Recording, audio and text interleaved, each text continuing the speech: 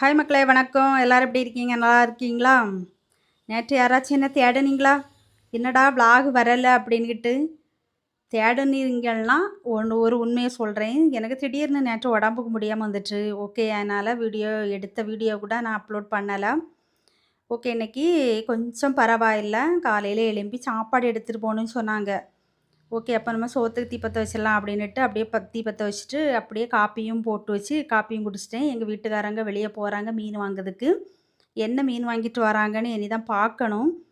Okay, இன்னைக்கு சாலை மீன் இருக்குது பார்த்தீங்களா, அதில் கொஞ்சம் பெரிய சைஸ் மாதிரி ஒரு மீன் வாங்கிட்டு வந்தாங்க. அந்த மீனை வந்து அவிக்கலாம் அப்படின்னு நினச்சேன், முருங்கைக்காயெல்லாம் வச்சு. அப்புறம் ஜாங்கி வந்து மீன் குழம்பு இல்லாமல் சாப்பிடவே மாட்டான் செம்மியா. அப்போ என்ன செய்யலாம் அப்படின்னு சொல்லிட்டு மீன் குழம்பே வச்சுட்டேன்.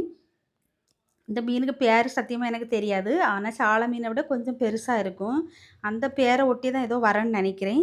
ஓகே, எங்கள் வீட்டில் இன்றைக்கி இதுதான் சமையல். உங்கள் வீட்டில் என்னென்னு கமெண்ட்டில் சொல்லுங்கள்.